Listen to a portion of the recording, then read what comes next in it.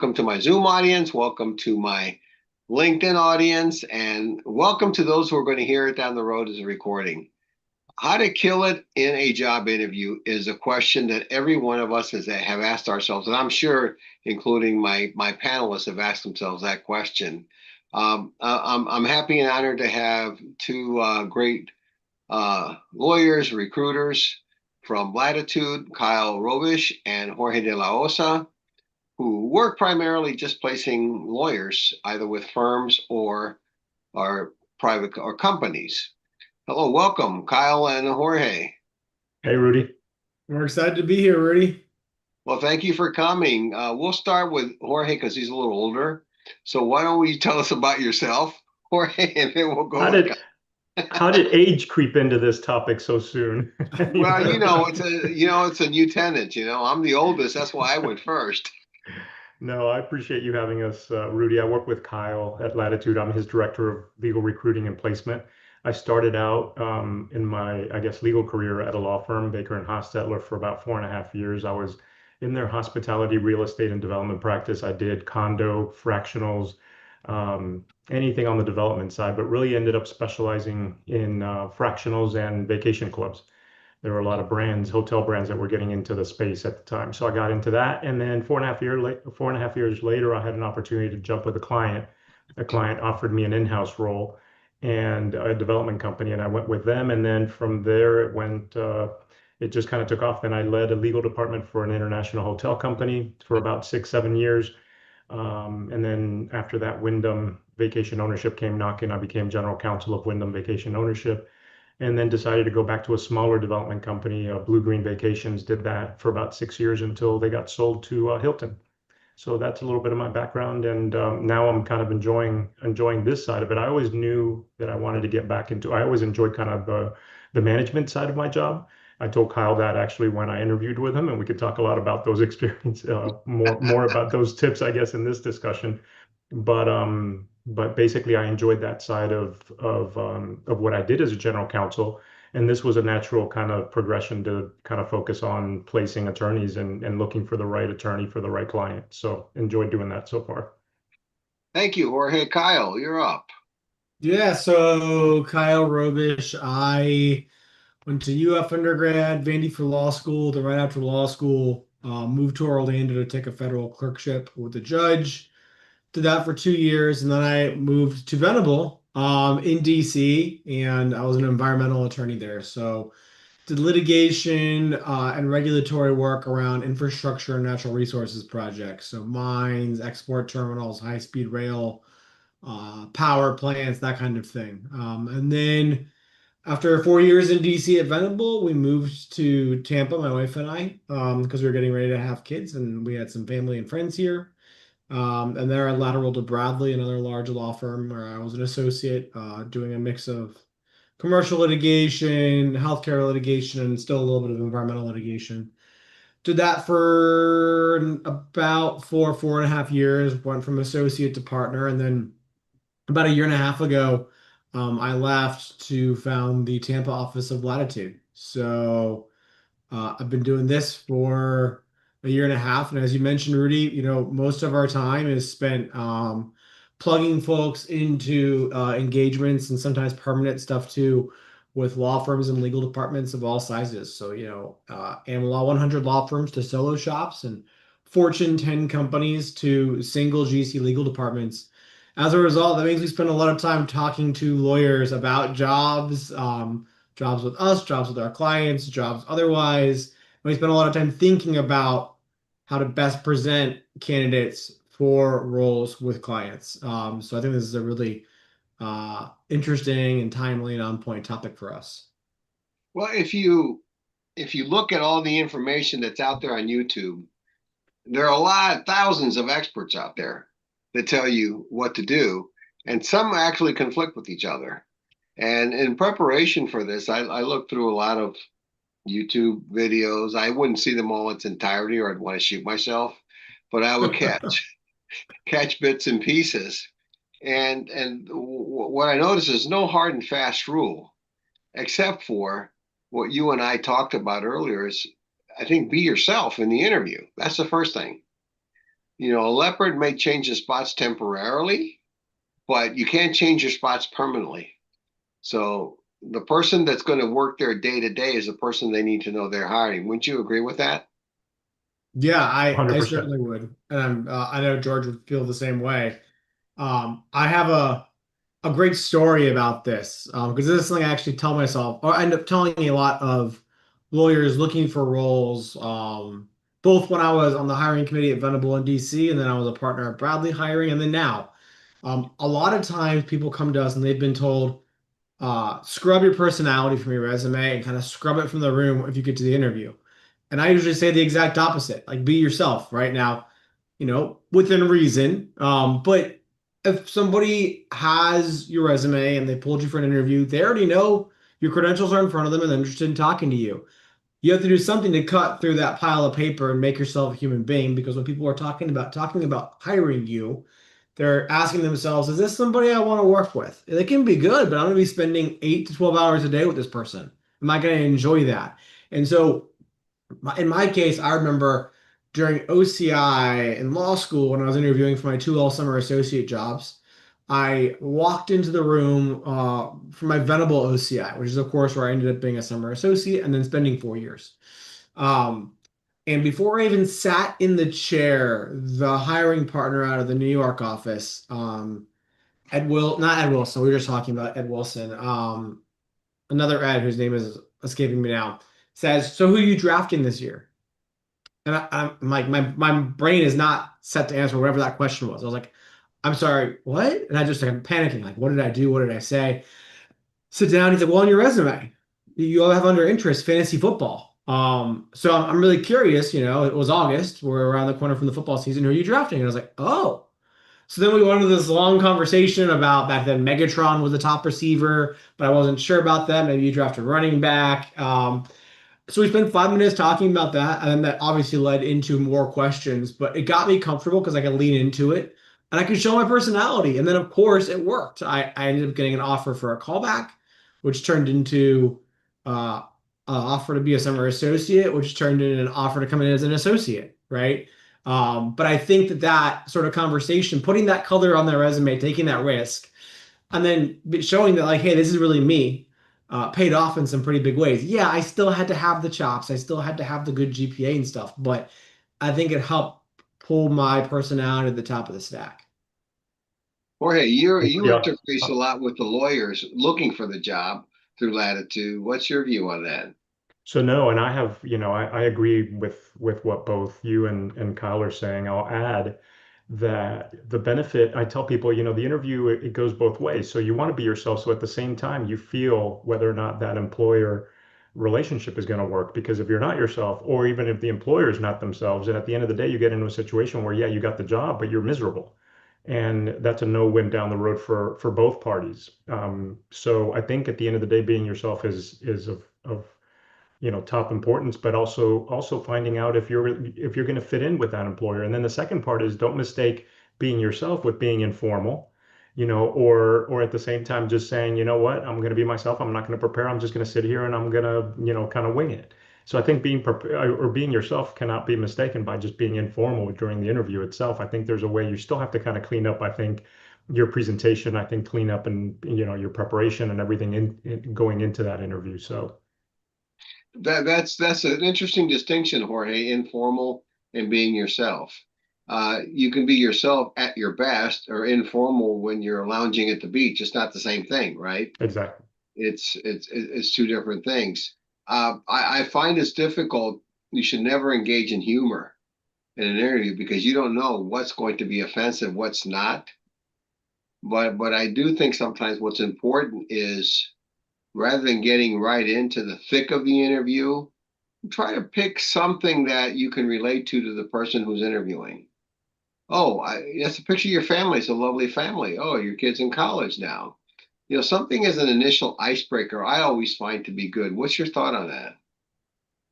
I would agree. I think Kyle's got a great, I mean, I think it's a great example, right? I think you don't necessarily lead with maybe something informal about sports, but if the interviewer comes out and asks you a question that they picked up from your resume, then it's fair game. Then go into the informal discussion or the personal discussion. But I don't know that I would start if I'm the interviewee. I don't know that I would start with that. Again, trying to be formal at the start of the interview. Yeah.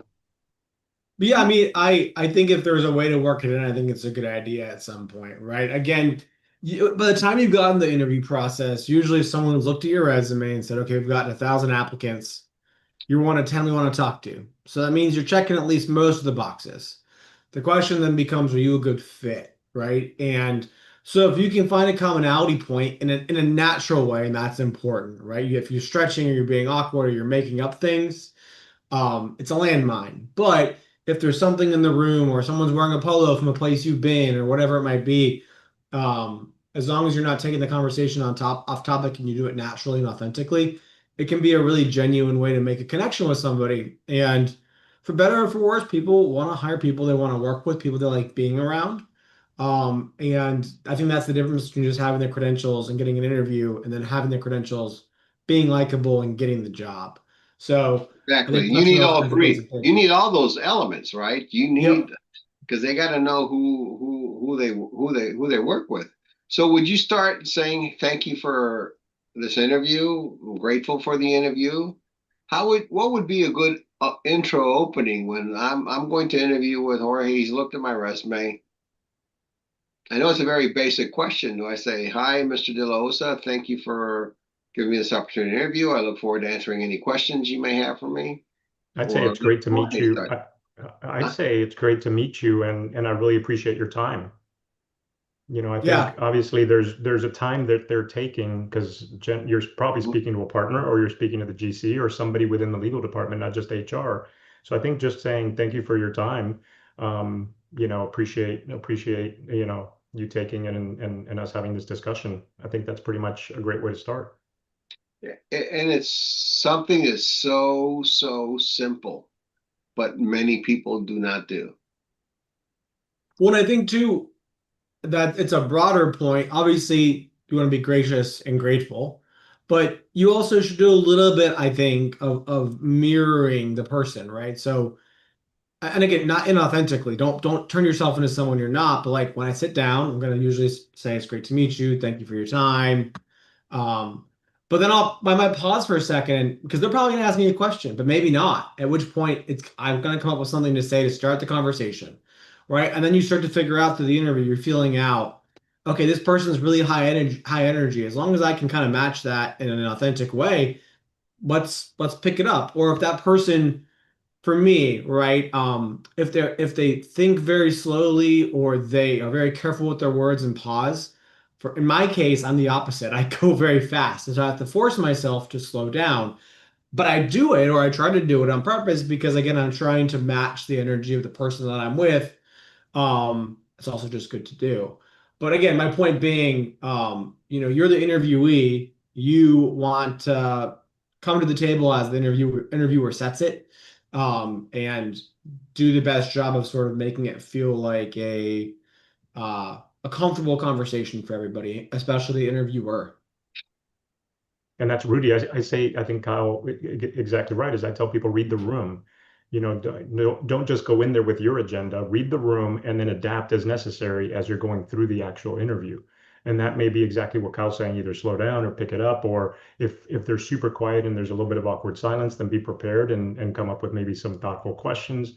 So I think, you definitely have to kind of read it. If there's four people in the room, then you also have to be mindful that everybody's going to have a chance to talk. So make your answers a little bit shorter or more concise, to the point. Don't just sit there and then take the entire, 15 minutes to answer one question. So I think read the room and it's important to kind of figure out what ultimately you need to do to make it a successful interview.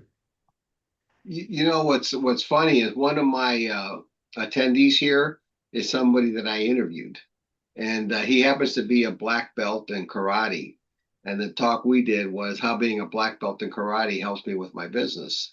And I've done judo for 50 plus years, and when I teach my judo people, my students, I say read the person, read everything around you, because you've got 5 minutes to make an assessment of somebody you're going to spar with, and you need to do it right away, right? So it's the same principle. You walk into the interview, you look at who's there. Sometimes it's one person, sometimes it's several people. Read the atmosphere, get a sense for it. Look up the people on LinkedIn the best you can if you know ahead of time who's going to interview you. Get to know as much as you can about them. 30 years ago, you couldn't find out much other than what friends tell you. But now, almost anybody has a digital footprint. And so it's important to go into that interview, not just finding information about the company, but finding information about the person who's going to, interview you. So you mentioned, Rudy, that we started with be yourself, right? I Yeah, think my other takeaway is what you just mentioned, like universal truth. I don't care whether it's a lawyer job or an engineering job, or you're going to interview at Einstein Brothers Bagels to sling bagels like I did in high school. yeah. Be prepared, right? I think is the other truism. So take the time to learn not just about the company, but about the interviewer. Have some questions ready at the end of the interview once they're done with you that you can ask about the company. Obviously, not just throwaway questions, but information you generally want to know. Information about the company, information about that person, and if it's a law firm, their practice, if they're in house, the work they do, the things that they deal with, the things they need the most help with. Mhm. Because I think it does two things. One, it shows your interest in them and the company. And two, I think it can, show them that you, really want the job, right? You didn't just apply to 1,000 jobs and get 10 interviews and then whatever. This is a job you actually care about, you've invested time in, and you're serious about having the shot to get it. So, preparation kind of shows all the way through the interview, including at the very end when someone says, as they invariably do you have any questions for me? And Yeah, it's yeah. too There easy, are people Kyle. who I think, interview. oh, sorry, No, go ahead, sorry, Jorge. Rudy. Go ahead. I was just going to add, and it's too easy nowadays not to do at least some basic research before you get in there. People almost they'll know if you haven't done any, and then it potentially could be a negative check on your on your interview uh, kind of performance. The other thing is tailor your experience to that firm, and I tell the attorneys, and it applies, I guess, across the board, but if you're going to a law firm and you're a litigator, be prepared to talk about cases or things that are relevant to that law firm. If it's an appellate practice or something like that versus an in-house role where maybe the soft skills are more important, but be prepared also to tailor your experience and your stories and your background to the people that you're actually talking to and the firm you're talking to or the company you're talking to. Yeah, I see. Interesting you say that, Jorge, because I see people who say interview with me for cases, let's say, and they don't bring their litigators. Why do I want to talk to you? I want to talk to the person who's actually Okay. trying the case. And so if you are applying for a litigation position, then I agree. You have to let them know, be prepared. This is how I handle litigation. I understand you have a, attorney selection system. You send things out on bids. Yes, I'm familiar with that. Exactly. I've seen it. I don't know that you want to say this is how I would improve it, but you'd say this is, how I've done it in the past, but I'm adaptable to your system. So I think a message that you send is, that you are adaptable also to what they need because you come out And with life experiences and yeah, and we it want leads to to know good that questions. you, yeah, It leads follow to the good rules. questions. Yeah, Yeah. that you follow the rules. Um, somebody interviewed me once, and this is like what? Well, I was interviewing them for a position, not it, actually to handle a case. And the first thing the guy goes into, because he knows I'm Hispanic, he says, "Ándale, ándale, ándale." And I said, "Okay, I'm not Mexican." And after that, he went very downhill because he was so embarrassed by what he did, but he was trying to make a joke, thinking I would identify with it. So and you can't do it, but try to get rid of any unconscious bias you have about a person because you're going to make assumptions and those assumptions can affect the questions you ask, how you answer questions. And I realize it's difficult. We all have unconscious bias. And we have a message from Pablo, never make assumptions about people, you know, um, kind of like, a president saying, oh, you speak good English, you know, things like that. But that's really key is take away that unconscious as best as you can and make no assumptions about that. I mean, I'm Puerto Rican, but people think, oh, you're Hispanic, you must be Mexican. No, don't make those assumptions, you know. Yeah, I agree wholeheartedly. But I think Pablo's exactly right. Like some of these things we're talking about, obviously you shouldn't say in any context, right? Yeah. Certainly not an interview though, right? And I think it's best to walk in with a blank slate and saying, telling yourself, I've done my research, I've prepared about this person, I know the things about how have held themselves out on LinkedIn and on their law firm bio, and that's all fair game, right? Because they're holding themselves out that way. But don't walk in and make an assumption off of it. Assume you don't know nothing and you're there to learn and be open-minded about that person and the company and the opportunity.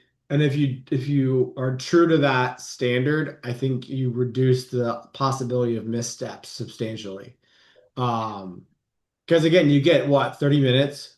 I mean, that's it. That is that's your only opportunity to show this interviewer in the company who you are. And you can't go back and you can't erase it, you can't rewind it, you can't change it. And so you've got to make the most out of those 30 minutes. And that also means if you misstep and burn 2 or 3 of those minutes on something that is a faux pas, you probably aren't coming back from it. Well, Yeah, a you said. complaint that, go ahead, Jorge. Yeah. A No, I was complaint going to say. go Yeah. ahead. Go No, I ahead. was going to say that the issue there is a little bit of, again, listen, right? Don't assume and don't run into, don't impose your agenda on the interview. Let the interviewer kind of carry the interview, and that means basically respond, right? React. Don't necessarily push it or lead, or I guess when it's your turn to ask questions, you can do that. But at the end of the day, listen and then respond. You don't have to go beyond that initially. And sometimes when you try to push too hard is when you get into these issues where you all of a sudden say something that you hadn't thought out, and next thing you know, it just doesn't land right. Well, there's a song for lyrics from Mike and the Mechanics, The Living Years. You can listen as well as you can hear. Listening and hearing are not the same thing, but listen carefully to the questions and don't go off on a tangent and start explaining stuff. So, do you find that people tend to just want to give you a dissertation? Like if you say hello or say it's a nice day, they want to give you the history of the sky. I think people sometimes feel that if they keep talking, they're going to impress you even more. To me, that kind of just turns me off because they're talking and talking and talking. If you can't sort the relevant information and make it concise, and that says something about your skill too. Agreed. And when I talk to candidates, Rudy, it's a good point because I talk to candidates and do pre-screens, and it's interesting because obviously I get all kinds of styles. Some will actually answer an answer, in 2 minutes or less and just go straight to the point, and some will talk, they'll have a 10-minute answer for a question. And that's exactly, if it's relevant and you've got a long history of and a lot of experience, maybe that's okay. But if you go ramble on and you're touching different tangents that aren't responsive, then that does kind of speak to your skills or maybe potentially to your personality. It sends out a red flag also that you don't really know what you're talking about. Yeah, that's And exactly right. there's something it's been attributed to Mark Twain, but I didn't have time to write a short letter. You know, I didn't have time to be short. I in my past life loved legal writing. That was the thing I think I was the best at in the skill sets of lawyering that I practiced in. And it was something I took very seriously and something I really enjoyed, and I still do. But I always said if it read easy, it wrote hard.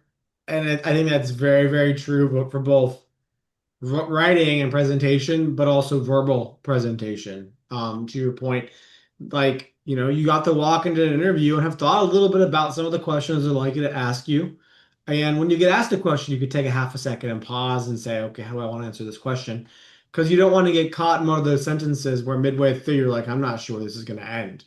Right? Because again, you're getting 30 minutes, you're getting the answer to maybe 5 to 10 questions to prove to them they should hire you. And if they ask you a question, they want an answer. They're trying to get information from you about something, and you're showing them, hey, this is how I work. I work by giving you the thing you need. That does not mean mechanically you have to do it without personality, without purpose, but it does mean you have to answer the question, right? In a way that's decipherable. And people do sometimes struggle with that. Yeah, I can tell you that I get frustrated when lawyers I retain, just beat around the bush. and just beat around the bush, I lose my patience. And I tend to be a patient person, but I can be more direct. And I can say, okay, you need to answer my question. Stop, please answer my question. That's not what I'm asking you. And when you have to tell people who have 7 years of college, the equivalent of a PhD, to answer your question, then you wonder, how are they going to be in the day-to-day workforce? But to your point, Rudy, they're not, it's a flag because they, in that particular case, they don't know the answer, right? You don't beat around the bush unless if you know what the specific answer is to the question. So, it's kind of a flag sometimes when somebody beats around the bush and the person on the other side is going to pick it up pretty quick. And it's okay to say, I don't know. I don't have an answer, because that also shows honesty. If you don't know something, what can you tell me about like a CRM system? I'm sorry, I'm not familiar with it. I've worked with something similar, but I'm sure I could learn it. So you can take the positive spin on it, because I've worked with other systems, so I'm sure I can learn it. But oh yeah, I've worked with it. Yeah, it's easy. And then they start asking you specific questions, and you can't answer them. See, the risk with BSing is that you may get asked specific questions afterwards that you can't answer. Then you look like a complete idiot. Yeah, I wholeheartedly agree. I think my favorite answers, honestly, when I'm interviewing or even when I was practicing and I was going to an associate as a partner for something, would be if somebody didn't know the answer, hey, I'm not sure in the context of practice, but I'll find out. Or, and even better, hey, I'm not sure. But here's what I kind of think. I don't know for sure. I'm not an expert in the subject, but like my gut kind of tells me this, my experience kind of tells me this. But you qualified it, right? You're saying, hey, I'm not holding myself out an expert. I'm coming right out and telling you that. But I'm still going to give you some thoughts to best answer your question as I best can. The CRM example is a little different, right? Because you either know it or you don't.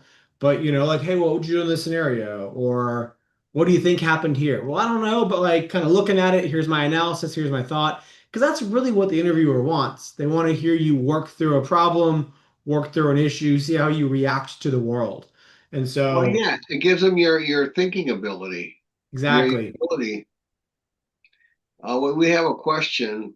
Could you share with us 5 main qualities you value in candidates you interview? George, you spend all day talking to folks. I'm curious to hear how you answer this question. I'm sure So you I don't know if I have a number, but I think, well, and we're on the topic, but communication skills, right? The ability to communicate their experiences, I think is important. Um, in terms of background, obviously having had, and I look at this and I basically pull this and I can look at a resume obviously before I get on a call with a candidate. But the resume says a lot about the person. And I'm not talking format, I'm not talking about style or prettiness. I'm talking about the way everything is written within it's if it says a lot and it's really descriptive, right. then I think that says a lot about the candidate itself. And that's somebody who's going to be able to sell themselves to an employer or a client of ours. Um, I think soft skills are important. So I usually begin all my interviews or at least my pre-screens relatively informally. And I just, we'll just, how you doing? Thank you for making the time. A little bit like what we talked about at the beginning of an interview. And then I'll try to put them at ease real quick by just saying, hey, this is who we are. And then I turn it over and I say, look, I'll let you go into your thing. But I basically make it very conversational. And then you get to see a little bit of the soft skills and you get to see the people that can transition between roles, that can answer the questions easily, people that have, or will immediately bring up something personal, kind of just easy. Some of it flows easy. Some of it for some people it's really really painful, or some people you have to draw it out because they're true introverts in a sense, and that's not an issue. But you got to know, again, you've got to be somewhat prepared with being able to be social in unfortunately in an interview situation if you are a true introvert.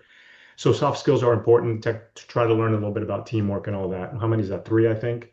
Yeah. Um, Also, and I don't do a lot of, I do some Zoom. I don't do all the Zooms on pre-screens just because I don't want to add the technology element. But when I do the Zooms, I look at obviously the environment. Are they professional?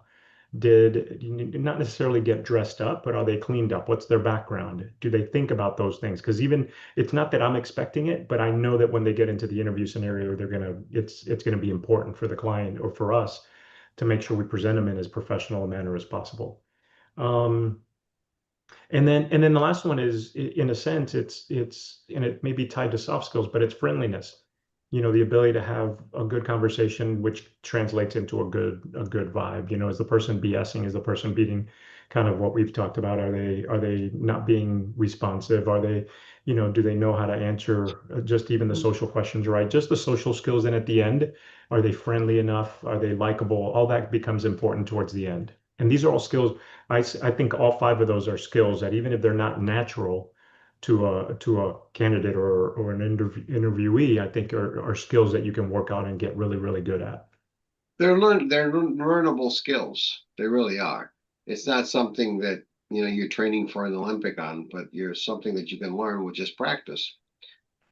I dress up for an interview. If I have an important meeting, I'll always, at very least, wear a sports coat and a dress shirt. Sometimes I'll wear my bow tie.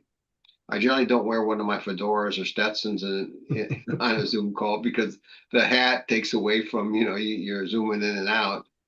But I think yeah, dress up like you're going in person to the interview. You And may learn your Yeah. background and watch your ah, background. Some people don't think about it, but if you're not used to being on Zoom, you should by now have some sort of formal background, or at least a room where there's a formal background behind you, you know. not a messy bed in the back because you're interviewing from your or Not a make messy sure you bed. don't. It shouldn't be the bar. You shouldn't be in the bar, have a whole bar with liquor stashed behind you. Yeah, A painting that may be very personal to you, but is racy or not appropriate for an interview. Um, yeah, and also if you've got young kids, try to do the interview when they're napping so they're not running in and out. Because I've seen that happen in just conversations I've had, not necessarily interviews. The communication factor you mentioned to me is extremely important. I've been a Toastmaster for a while. As you guys know, I do a lot of presentations. I'm a big believer, and it's not often how you say something, it's not often what you say, but how you say it. In other words, not the knowledge you have, but how you communicate that knowledge. And you see people who are really brilliant can't communicate it. One of my pet peeves is somebody who uses crutches all the time. Well, hey Kyle, yeah, I really want to work with Latitude because yeah, and you get distracted, and then what you start doing is counting all the ums and ahs and the so's, and you really don't know what the guy's saying, and then I imagine you can't wait for the interview to be over with, and I see Yeah. that a lot. I tell people, Rudy, it's okay to have pauses and breaks. I know in your yeah. brain, 10 seconds or 5 seconds feels like 10 minutes, but to the interviewer, it's not. See, I just did it. But so instead of saying, but I've just sort of trained myself. I did this a lot during depositions to try to just pause, break, collect my thought. Doing that not only removes the or the ah, but it also gives you a second to pause and sort of collect your thoughts and move forward, which, is an important thing to do in an interview because again, you're getting one shot at this usually and you want to nail it. And I think it's important, Rudy, to acknowledge, look, it is a stressful situation, right? Nerves play into an interview, whether it doesn't matter if it's Zoom or in person. Obviously, in person could be even more nerve-wracking, just the whole entire walking in and the unfamiliarity of being in a different room and a location. But I think again, some of those are skills that you can practice and try to slow your brain down. I think Kyle's exactly right. I think what it is when we use ums, and we all do, but when we do it because we're racing through a thought and we're not taking the pause and we're thinking out loud, right? You're thinking out loud and it just comes out naturally. And all of us do it. It's just a matter of, and I'm sure Toastmasters practices it, but it's a matter of slowing it down and then taking the time then to put your thoughts without or thinking through your thought before putting it out there. Yeah, that's exactly out of the Toastmasters handbook. Take the pause when you're ha ha like that. It's really distracting and it doesn't instill confidence. in a person. If you got to make a presentation to the board and you're hum ha and so all the time, it just don't sound right. There, I did an interview on jazz drumming and the art of persuasion. It was something for the ACC annual meeting during the pandemic, and there was something I got from it that said, if I tell you popcorn, box of movie theater popcorn has 35 grams of saturated fat, that tells you nothing. But if I tell you it has more saturated fat than a bacon and egg breakfast, a McDonald's meal, and a steak dinner, then that registers. So when you're talking to the interviewer, use language that can create pictures too. Not everything has to be a metaphor, but be precise in the language you're going to use. You don't have to use really big words. I don't know half of them, but use vocabulary that's appropriate and that's descriptive. Like you could say, "Oh man, it's really a great pleasure to be here." Oh, thank you for being here. I'm saying it's a different way. You gotta accentuate those words to express the meaning that you're going to have. Everything in life is sales. I say to people, I've said it before. Mhm. I took a job that was a lot of sales. I said it as a law firm partner. That's sales. Interviewing is absolutely sales, and the thing you're selling is yourself. And so all the things that go into that, including telling a story about yourself, being likable, Mhm. being personable, uh, that's the name of the game. And so it pays off to think about the way you want to say something, the way you want to respond to someone, being emotive in an appropriate way, not just a machine, right? All of those things go into selling yourself and telling the interviewer the story of you, of Rudy, of George, of Kyle, Mhm. because that's what they're there for. And if you do that, you're going to be ahead of 95% of candidates who just miss that sort of fact, right? Don't think about the sort of EQ involved in an interview because I think that really separates a fine interview or a good interview from the ones where you go, okay, we're hiring that person. That was amazing. We're done here. Let's lock it up and move along, get the offer letter out. Yeah, he communicates well, and he seems like he'll match all those things. In some of the videos I've seen on YouTube, it says, "Ask the interviewer, what weaknesses do you see in my resume, or what weaknesses do you see that may not make me a good fit?" What's your thought on that? To be honest, I don't love it, Rudy. My initial reaction is, unless that interviewer, so let me take a step back. So we do offer kind of interview prep with all of our candidates. And not all the candidates take it. Some are obviously more confident in going into an interview than others, and some do. And you can always have that question, I think, more in an informal setting, maybe with someone that's either prepping you or helping you get the job, and that way you can kind of craft an answer that's not maybe as negative around it. Like, what do you see that's not a good fit? I don't like the idea of putting that in a negative context with your resume in front of somebody you're trying to impress. I think maybe that's so the issue is there may be things that you can bring up, and maybe the question is better presented if you're going to go there, presented as what areas do you think I would need to develop further if I joined your company or something like that. Maybe something that shows initiative on top of saying, maybe I'll try to get information as to what I don't have in my resume that they're looking for. But a lot of that is better done. I would advise our candidates to talk it over with us and the client partners who know the client before you actually bring that up in that way to an interviewee or an interviewer. Well, I we think have, Jordan's last point is yeah. is is really good. Certainly in the context of Latitude, there's before anyone gets to even the resume presented, much less they get an interview, there's someone like me who's talked to the client and said to the client, hey, what do you need? What are you looking for? And there's been an actual conversation around that, right? It's oftentimes many conversations.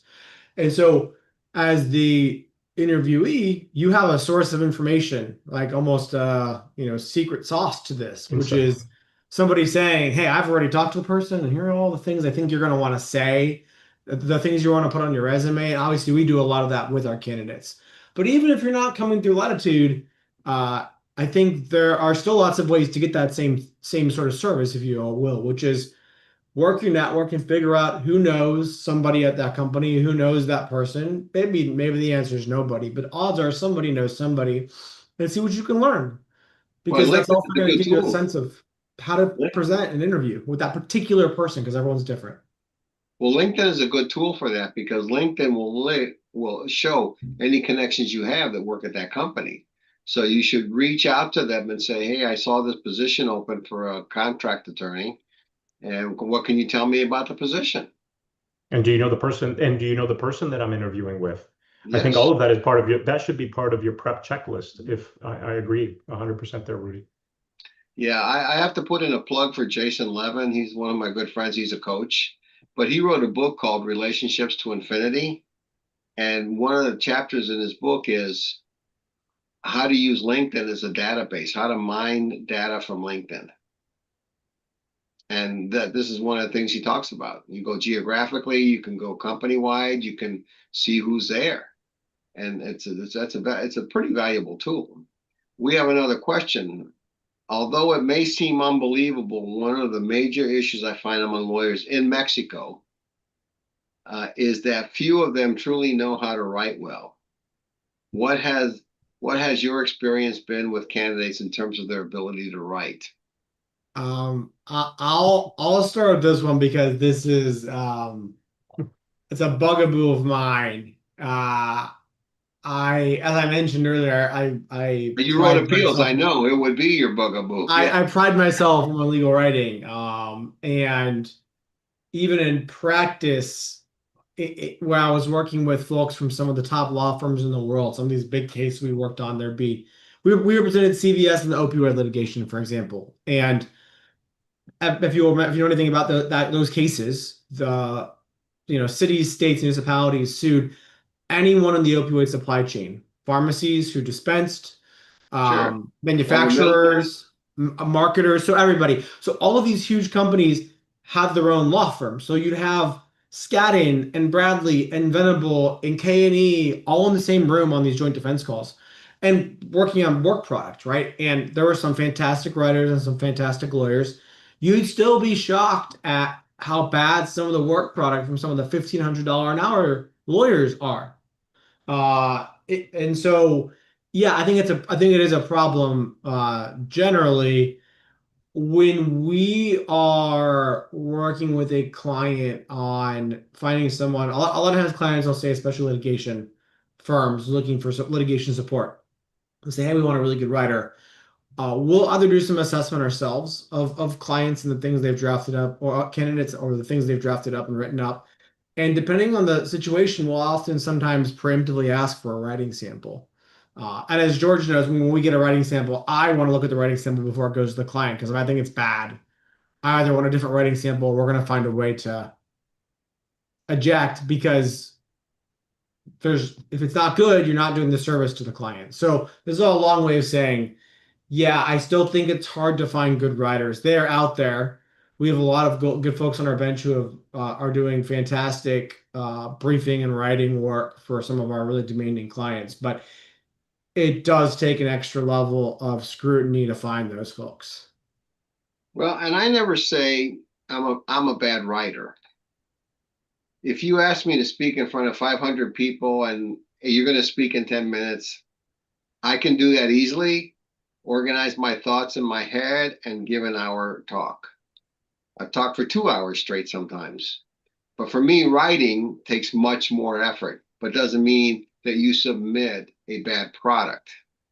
What you got to do is develop the time and effort to develop that good product, even though you can talk this to a group of 500 and prepare 10 minutes, but if you got to spend the time prepping for the writing, then take the time necessary to prep for the writing. That's right. Good writing is hard. And Oh again, yeah. I think that truism of if it read easy, it wrote hard. I've lived it, and it's really, really, really true. Uh, at the same time, I think it's an important skill set, and I also think it's true for preparation for interviews, right? If you want to be great at interviewing, you have to be thoughtful and put in the time, right? And so if you walk in an interview and you walk out and you've given clean, concise answers and you felt a good connection and you felt like it went well, that's probably because you actually spent a lot of time with our front end preparing. Versus you don't do that and it's going to feel like a bit of a disaster. So to present well, you have to put the time in on the front end. Well, there's no such thing as a good writer. There's a good rewriter. That's that's 100% true, especially when it comes to your own writing. I Exactly. was mostly rewriting and editing. Jorge, the question for you is, what makes a good resume? There are so many people out there who will charge you $1,000 to rewrite your resume. And I just find there's no real rhyme or reason. You have maybe one page or two at the most to put your life there. For somebody who's been practicing as long as I have, it's hard to condense it all. But what advice would you give to people on the resume since you see so many of them? Well, and I'm going to try to dovetail Pablo's question here on AI along with it. He's got a separate question on the back end, but it's Yeah. really interesting because nowadays, yeah, ChatGPT, so that's exactly why I'm going to tie it, is it's interesting. Some people get really worked up about the format of the actual resume. And I think what's important, and certainly there's a million tools out there now, Rudy, with AI and all kinds of platforms on you can Google, write my resume, and there's a bunch of different tools that'll come out. What I say to people is don't worry so much about the formatting and making it look pretty, worry about the content, but be very careful because that's where AI can get you in trouble. So if the content that it spits back out at you is all flowery, somebody's going to know you didn't write that resume, and then it's going to call into question the veracity of the actual experience. It's going to cause an issue in my head to say, this stuff is almost written too perfect, or it's got way too many flowery adjectives or whatever it is, and I'm going to say that is this really representative of the person's experience? So it could backfire if you're not careful. I think it's a great tool, just like we've heard with everyone using it for brief writing, etc. I think it's a great tool to get you maybe started, but you still need to make sure that the actual content of the resume is representative of what you've actually done and in your words. So that's my advice. My advice is don't worry so much about the formatting. Some people make it look so pretty that sometimes it's distracting. I think the plainer the better in many ways. And what you really want to focus on is the content in the actual resume. Now, I will say, and I remember even having this in mind, there's a lot of people that put skills and a bunch of bullet point, one word. I never look at those. Just from an experience standpoint, I go straight into the content under each of the roles that they have listed on the resume. I may read the summary, kind of the initial summary, just to get an overview, but again, I can pretty quickly spot if that summary was written by AI, and then I just stop reading and I just move into the content. So those are some practical tips that at least from my own experience, I'm sure, Kyle, you have your own and you can share, but that's kind of my own tips. No, I agree with all of that, George. And there's one specific thing I've seen that bugs me, which is because there's a problem. It's a problem in legal writing as well. Uh, it feels like I don't know whether it's ChatGPT. I'm guessing it is because that's the most ubiquitous of at least right now of the uh, AI platforms that people use generally. But I've noticed a lot of times it spits out resumes and descriptions that tell instead of show. So, for example, very experienced, phenomenal general counsel with so much experience instead of uh, This 10 is what years I of did. experience as the general counsel at a publicly traded Fortune 500 pharmaceutical company. In the first case, you've given me a bunch of fluff that you think is persuading me, but it's not. In the second case, you're showing me rather than telling me what the experience is, and that is far, far, far, far more persuasive. No adjectives, none of that stuff. It's just the raw facts, and they're impressive facts. It seems like AI sometimes tilts towards the former rather than the latter, and I think that's doing folks a disservice, at least if they don't go in and edit it or change it themselves. Well, also, ChatGPT has hallucinations too. And Yeah. a lot of information is that we all know about the case of the lawyer writing a brief with AI and citing cases that didn't exist, Rudy, And we now have the first judicial opinion relying on hallucinated case law. Because I remember reading this on Above the Law a couple weeks ago.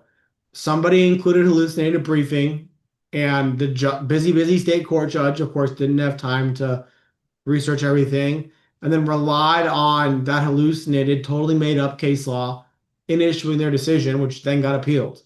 And so now, forever in the halls of Lexis and Westlaw, we're going to have fake case law that didn't exist because a judge relied on it, and that's kind of terrifying.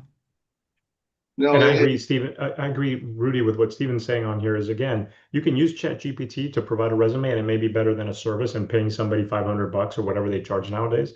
But at the end of the day, it's got to be your experience that remember it's your experience that's represented on there. So don't trust that to any third party. That's what I say. no, I agree with you. We've got about maybe 10 minutes left. What I want to do is I actually want you to make a plug for Latitude. And there are a lot of headhunters out there. Okay, I don't know that. I guess you are a headhunter in a sense, but I mean you are headhunters, but you seem to operate differently than a lot of other people operate, which to me seems better.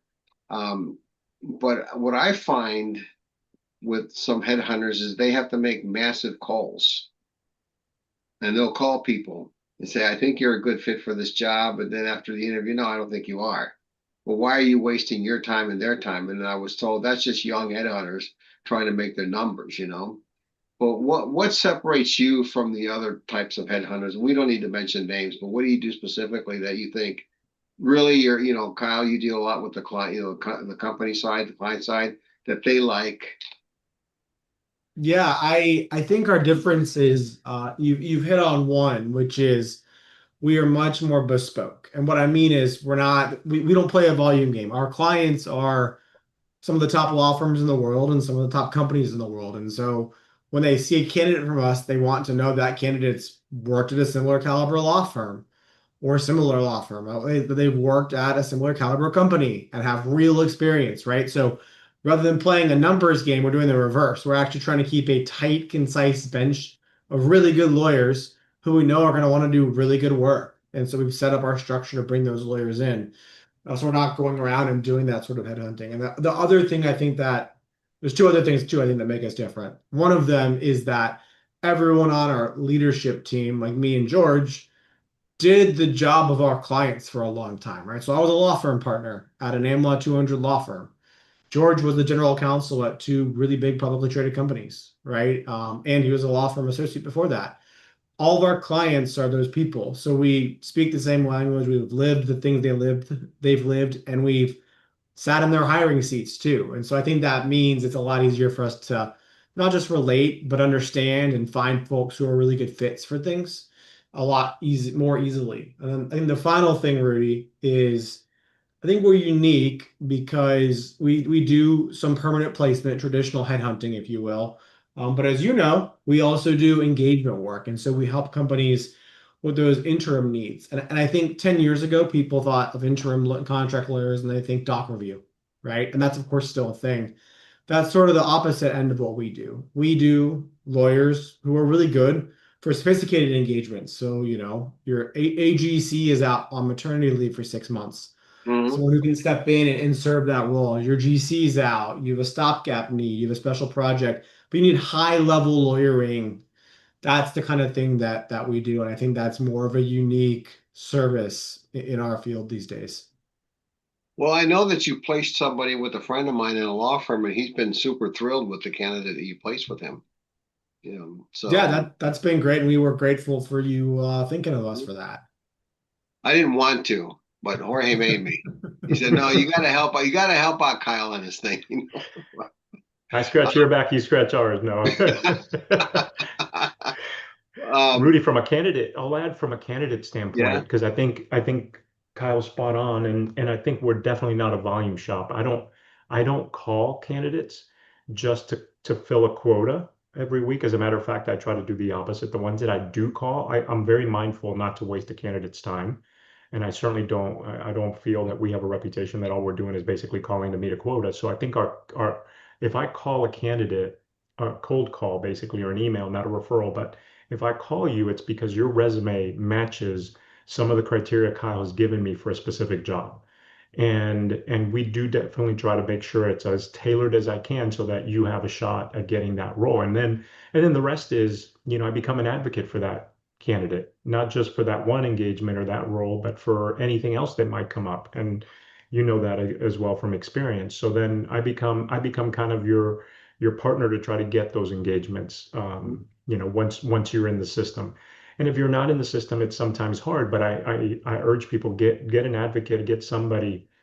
Just putting a resume through, and now everybody does everything online. Just putting a resume through an ad, for a job is not going to get you the job. That is the probably, just not going to work. But if you have somebody that can help, whether again LinkedIn or anybody else or an advocate like what I do, on the inside that can help put your resume in front of a potential client, then I think it's a worthwhile endeavor. I know one of your pet peeves, George, is don't call me every week. You got something for me? Because the moment you have something, you will call them and say, I have something for you. I'm very transparent, and I'll be the first to tell you, Rudy, I will tell you when I have something for you. You can check in Right. with me, but yeah, you can check in with me every single day. It But doesn't make it go quicker. trust me, it does not make the opportunity. It does not make the opportunity just poof, present itself. Well, and that's the Yeah. nice part about the system, as George described. We are just as incentivized to get you working on something that's a great fit as you are, because that's how we are successful, That's right? how you make So money. that's exactly right. And so we're going to bend over backwards every day to find that thing. If you haven't heard from us, it means we've not been successful yet, but we are working it, right, constantly. Would you ever tell do you ever tell somebody we're scratching you off our list, because you're a pain in the butt? No, if that happens, Rudy, and it happens, but if it happens, it's not because of anything. We do the opposite. We try to make sure that every single engagement is a success because we Hmm. want to look good. We want the candidate to look good. We want to Sure. be good for the client. So, but it sometimes it happens, and it's not necessarily something we control. But and if you do, if something really, really bad happens, we will say we'll scratch you off and not use you again. But it's extremely rare. I mean, it's got to be something obviously that really blows up on everybody's face. Well, I think there's no hard and fast rule on any of this stuff. It's really the right fit at the right time, right credentials. I would just end with one word, and that is humility. It's important that you go into some place not really arrogant, but that you're humble. And being confident doesn't mean you're being humble. You can be confident, but be humble. You're not the smartest guy in the world. You're not the savior of the company. You're there to say, this is what I'd like to work for you. This is what I can do for you. And I think we'd be a good fit, but not, well, you need somebody like me because, I'm just the best there is. Now, law firms have a tendency to do that. Lawyers say, without me, you're not going to win the case. Especially lawyers in Mexico, they'll tell you, oh no, they're the only ones who can win the case. But I think that's the humility is a big factor, confidence and humility.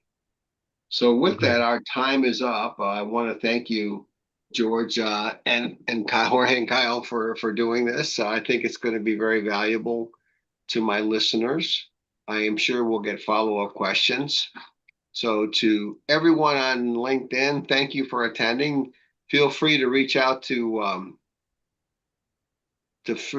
Kyle and George, Jorge on LinkedIn. They're very responsive. I can speak to that.